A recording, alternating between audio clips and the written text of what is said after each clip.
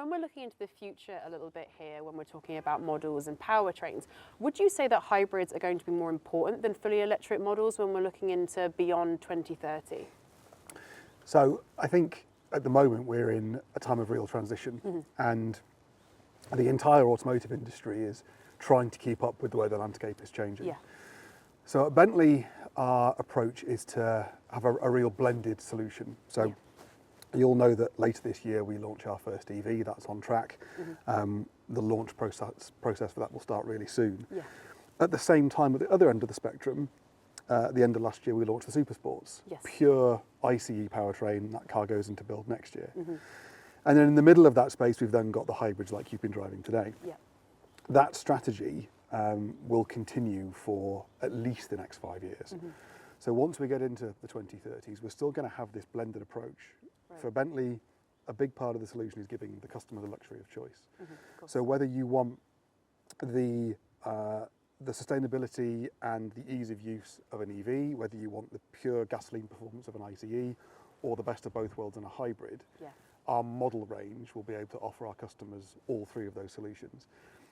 That's where we're at the moment, and that is a shift away from our previous strategy of going all EV like so many other manufacturers. We have shifted away from that because of the way the market's evolved.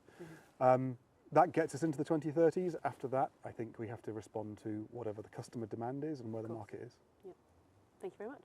What other opportunities besides car sales do you see for the Bentley brand with people with high net worth, such as luxury apartments or luxury goods? Yeah. We've done a huge amount of work with the brand over the last few years to move into other spaces that aren't just automotive, and to really find new opportunities for ourselves as well. In fact, just today we've announced an extended range of Bentley furniture at Salone del Mobile in Milan. So there's a really beautiful range that spans basically the entire home now of Bentley branded furniture.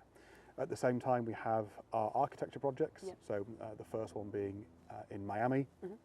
There are more coming as well on that topic. And then we're also undergoing a complete redesign of our branded goods range as well.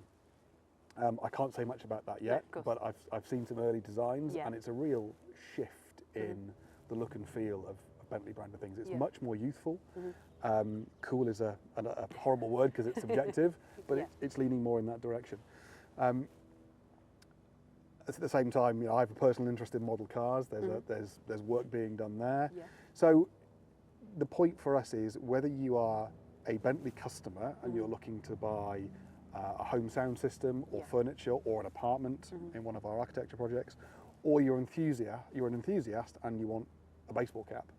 The idea is that the range of Bentley branded lifestyle accessories that are away from the automotive range are as broad as that basis of customers. There's something for everyone, and that's really good, like you said, depending on where you've sort of entered that Bentley story in that timeline, there's something that you're still going to be interested in, want to get involved in. That's really good. And the look and feel of the brand has to stretch from a residential tower in Miami down to a free pack of stickers that we might give to, a really young enthusiast at the Festival of Speed.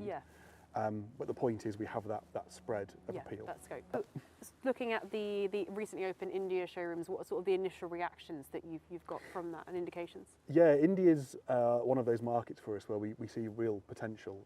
Where as a brand we've not been hugely present in India over the last few years. As you know, we've just opened 2 brand new showrooms there.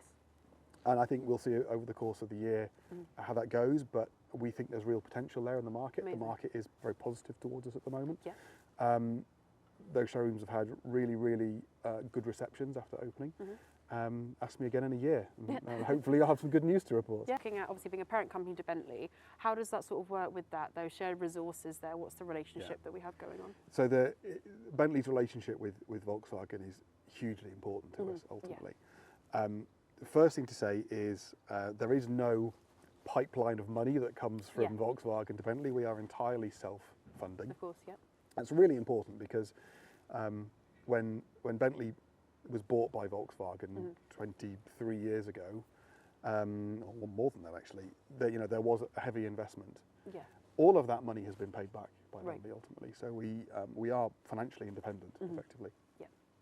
what membership of the group brings is huge opportunity for us, not just in terms of the obvious things like access to platforms and componentry that we jointly develop with particularly Porsche and Audi, but the huge savings for us are in things like development and testing sites.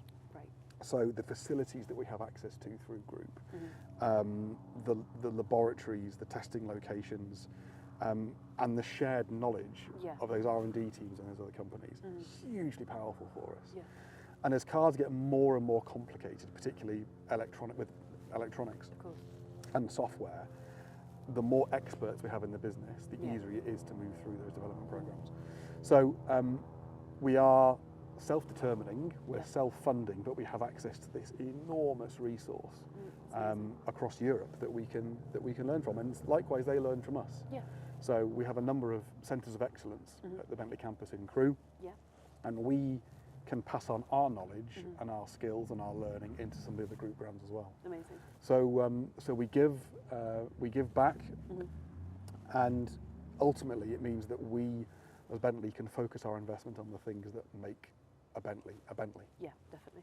Perfect, thank you. I think it's really exciting to learn more about that relationship as well that you have with them. Like you said, you're independent, but also you have that kind of coexistence there to really benefit from those shared resources. So it's really important. Yeah, and particularly now. So 20 years ago, you know, the Bentleys at the start of the Volkswagen era, by necessity, they were modified versions of existing platforms. Now, the platforms that we build our products on are designed from the outset to be a Bentley.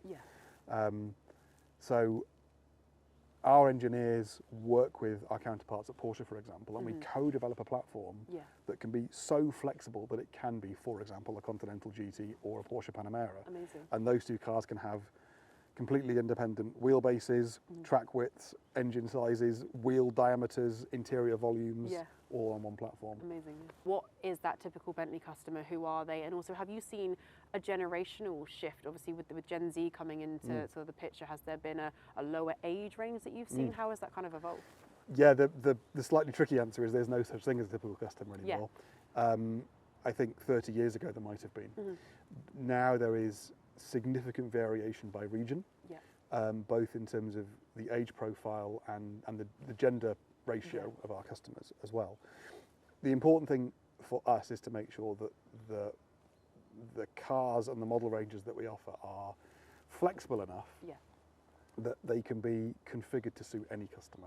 And that's obviously a huge part of the Bentley ownership experience, is you can personally commission a car that reflects your interests and your specification and your personality, regardless of where in the world you're from, what you think, what you like. So we have customers in their 20s and we have customers in their 80s. Amazing. And part of the fun is to be able to design cars that you can adapt to suit any taste, regardless of who you are. That has been a shift. At the average age of our customer globally has come down significantly over the last 10 or 15 years. Bentley is being seen as more of a youthful brand. So we still have very loyal customers who've bought Bentleys for 25, 30 years or more. And we have customers, very young customers now, particularly in some of the more developing markets, that are completely new to the brand. That's amazing. And yeah, having only one factory in the world that has to make cars to suit an entirely global marketplace is part of the challenge, but part of the fun. Yeah, I think that's exciting as well, because also being a heritage brand there and having all that Bentley history, but being able to see that shift and that growth and development, that must be really exciting for you as well to see that, and you've transformed with the times. I think that must be really exciting for you to see. It's amazing, actually, and again, part of the opportunity that brings is to make sure that you lean into your history and your heritage. Definitely. You know, there aren't many 107-car-year-old companies in the world. Yeah. But it can't ever be a pastiche. You can't do it for the sake of it. You have to do it with reason, and you have to learn the lessons from history. So take design inspiration of anything from the shape of a car to the texture of a door handle, and work out what the modern iteration of that is.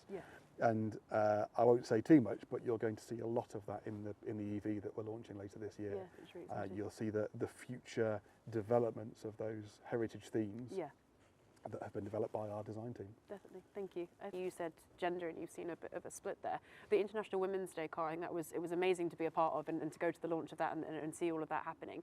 When you look at that sort of launch of that vehicle, do you think that will not encourage women to be involved with a brand such as Bentley, which maybe has been stereotyped, maybe because obviously we said the heritage brand and back how it was? Do you think that maybe encourage women to maybe look into the brand as something that, oh, that's something I'd like to get involved with, and change that sort of that gender shift? I would certainly hope so. The whole point of that project was not to just do something that celebrated International Women's Day. It was to genuinely celebrate the 3 extraordinary women behind that car. And working with them was such a pleasure. They're so creative and so talented. And why not? Why shouldn't a Bentley be as appealing to any woman in the world as to any man? That's the whole point.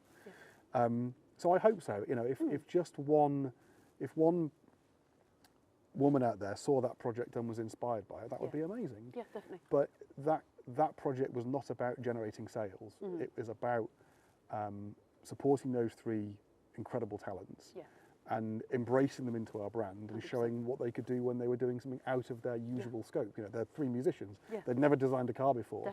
And what they created together is so beautiful and so stunning. When they were speccing it, it was funny because they were sort of trying to work out how to work together on it, and then as they sort of meshed, they got more and more excited, and then off they went. I bet. And that was the result. That's amazing. Guided by 2 of our own very talented female designers. Yeah, well, And most crucially, the reason it was those 2 designers wasn't because they were women, it's because they were the best 2 people in the company to do that job. And we had Amy Shaw taking the pictures, not because she's a woman, because when you're taking intimate pictures like that, she is the best. 100%. So why not celebrate that? Yeah,